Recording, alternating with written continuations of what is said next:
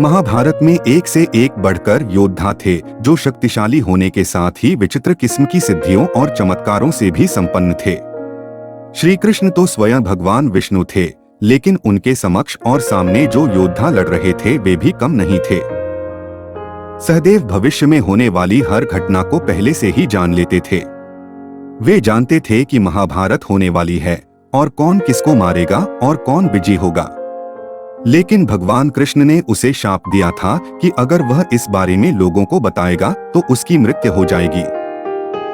बर्बरीक दुनिया का सर्वश्रेष्ठ धनुर्धर थे। बर्बरीक के लिए 3 बाण ही काफी थे, जिसके बल पर वे कौरवों और पांडवों की पूरी सेना को समाप्त कर सकते थे। युद्ध के मैदान में भीम पौत्र बर्बरीक दोनों खेमों के मध्य बिंदु एक पीपल के वृक्ष के नीचे खड़े हो गए और यह घोषणा कर डाली कि मैं उस पक्ष की तरफ से लड़ूंगा जो हार रहा होगा। लेकिन श्री कृष्ण से उसे भी ठिकाने लगा दिया। महाभारत युद्ध में संजय वेदादि विद्याओं का अध्ययन करके वे धृतराष्ट्र की राजसभा के सम्मानित मंत्री बन गए थे। आज के दृष्टिकोण से वे टेलीपैथिक विद्या में पारंगत थे। कहते हैं कि गीता का उपदेश 2 लोगों ने सुना, एक अर्जुन और दूसरा संजय।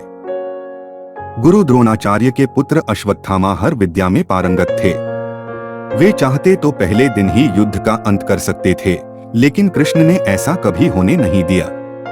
कृष्ण यह जानते थे कि पिता पुत्र की जोड़ी मिलकर ही युद्ध को समाप्त कर सकती है। कर्ण से यदि कवचकुंडल नहीं हथियाए होते, यदि कर्ण इंद्र द्वारा दिए गए अपने अमोघ अस्त्र का प्रयोग घटोत्कच पर न करते हुए अर्जुन पर करता, तो आज भारत का इतिहास और धर्म कुछ और होता। कुंती वायु के पुत्र थे भीम, अर्थात पवन पुत्र भीम। भीम में 1000 हाथियों का बल था। युद्ध में भीम से ज्यादा शक्तिशाली उनका पुत्र घटोत्कच ही था। घटोत्कच का पुत्र बर्बरीक था। माना जाता है कि कदकाठी के हिसाब से भीम पुत्र घटोत्कच इतना विशालकाय था कि वह लात मारकर रथ को कई फुट पीछे फेंक देता था और सैनिकों को तो वह अपने पैरों तले कुचल देता था। भीम की असुर पत्नी हिडिंबा से घटोत्कच का जन्म हुआ था।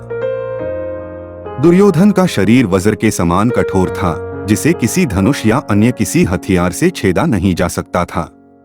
लेकिन उसकी जांघ श्री कृष्ण के छल के कारण प्राकृतिक ही रह गई थी। इस कारण भीम ने उसकी जांघ पर वार करके उसके शरीर के 2 फाड़ कर दिए थे। दोस्तों, इसी तरह की ज्ञानवर्धक वीडियोस, मोटिवेशनल कोट्स और कहानी सुनने के लिए हमारे चैनल को लाइक और सब्सक्राइब करना ना भूले। धन्यवाद।